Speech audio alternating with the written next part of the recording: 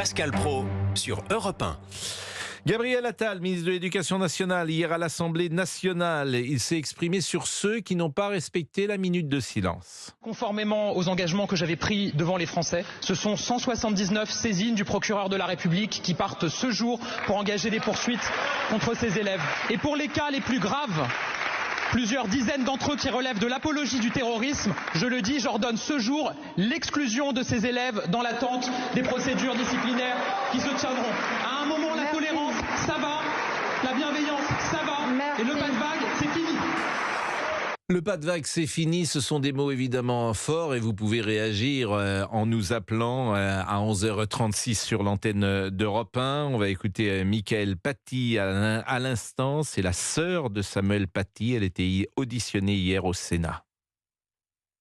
Alors, est-ce que la mort de mon frère a servi à quelque chose ?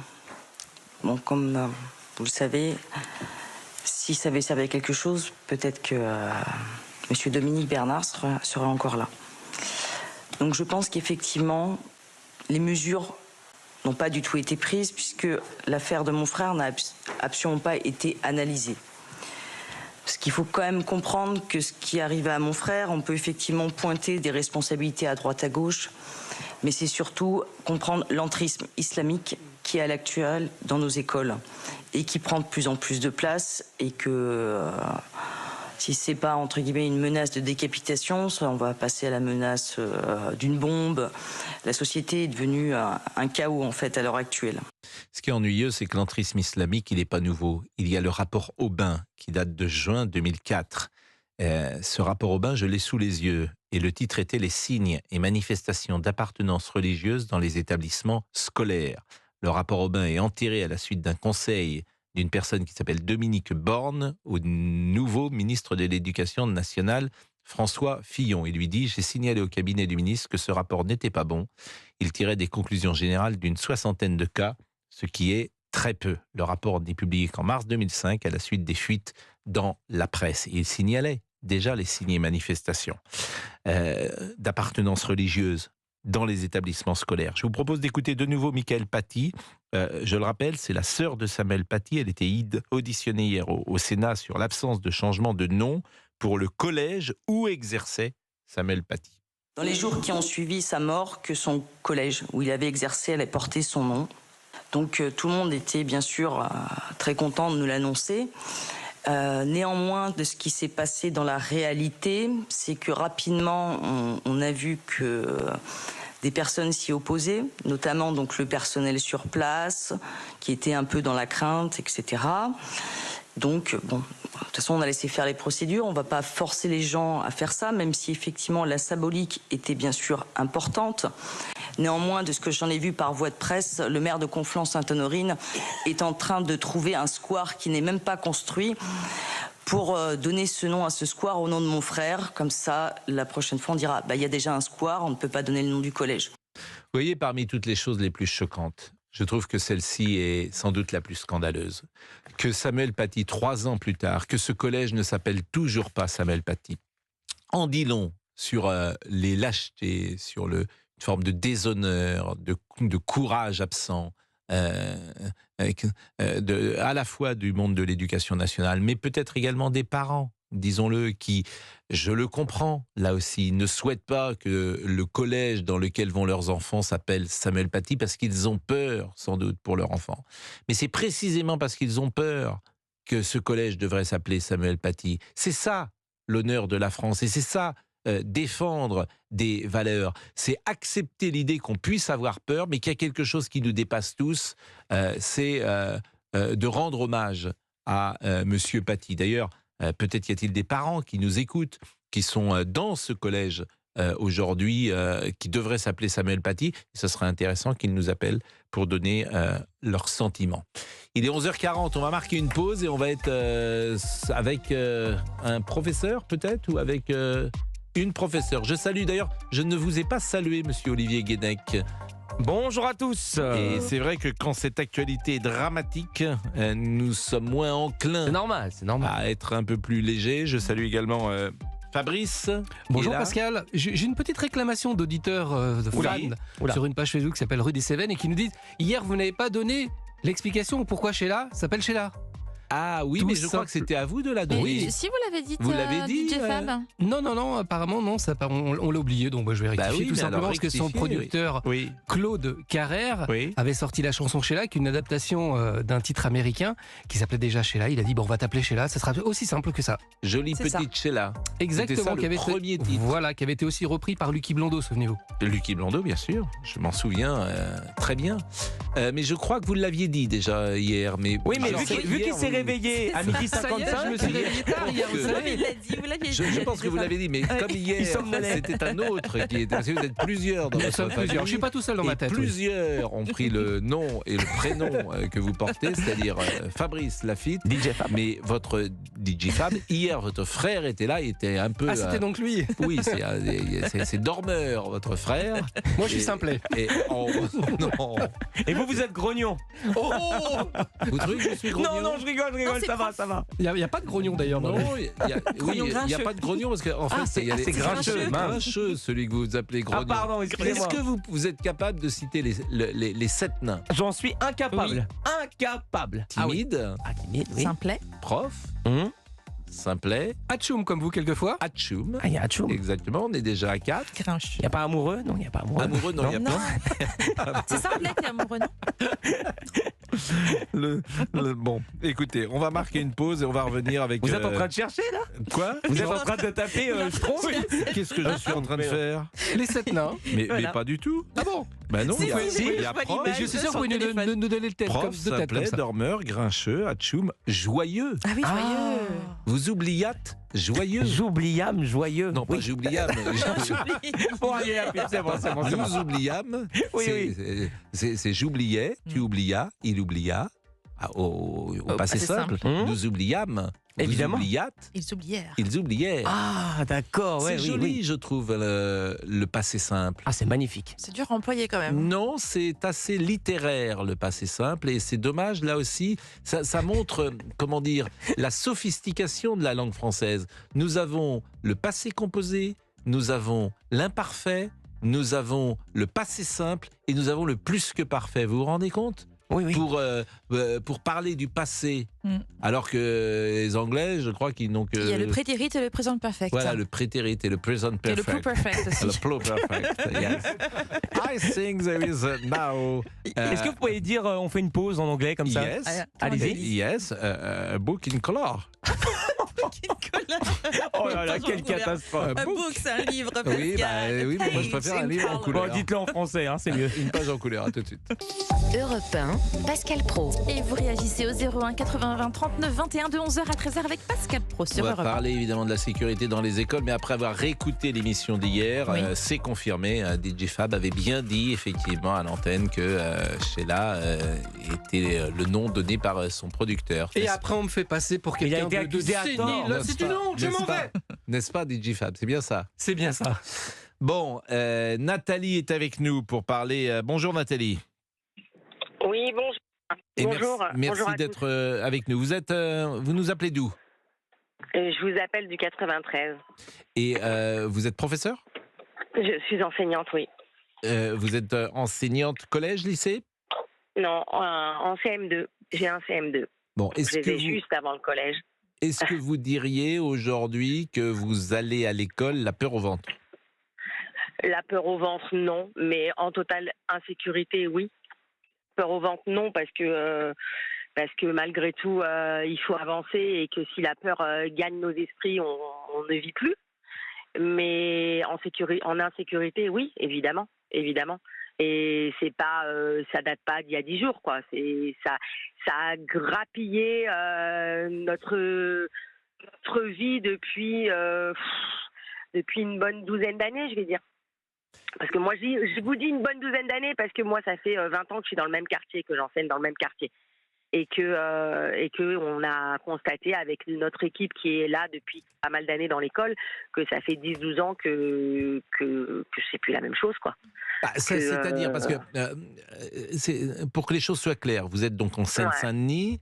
Est-ce que vous êtes dans un quartier où il y a beaucoup de Français qui sont également musulmans, pour que les choses soient claires? De plus en plus. Oui, mais c'est pas un quartier quartier défavorisé. On n'appellera pas ça. Mais On n'est est-ce pas dans que une ça a une ZEP, on n'est pas dans incidence une REP. Est-ce que vous diriez que Ah ça a une bah- incidence ou pas? Ah bah on l'a remarqué, oui, évidemment. Mais Oui, alors, oui, quelle bien sûr. incidence? C'est ça qui Alors, est je vais toujours vous donner délicat deux à exemples Bordeaux. concrets. Je vais vous donner À deux aborder exemples plutôt qu'à concrets Bordeaux. de. Je vous donne deux exemples concrets qui datent de la semaine dernière. Ma collègue emmène ses élèves au cinéma voir un film sur le handicap. Oui. D'accord. Le papa refuse que sa fille aille au cinéma. Et il lui dit, alors au départ c'est un rendez-vous médical, ensuite il lui dit non mais de toute façon moi je suis contre je suis pas d'accord que ma fille aille au cinéma, je sais pas quelle image elle va voir. Mais attendez monsieur, c'est un film pour les enfants, c'est un film en respect avec les textes, avec le programme. Ah non, elle ira pas. L'année dernière, j'emmène mes élèves à la piscine tous les vendredis. J'ai des élèves qui étaient malades tous les vendredis, des filles. Et pourquoi? Parce qu'elles ne veulent pas à la piscine. Ah bah parce qu'elles vont pas à la piscine.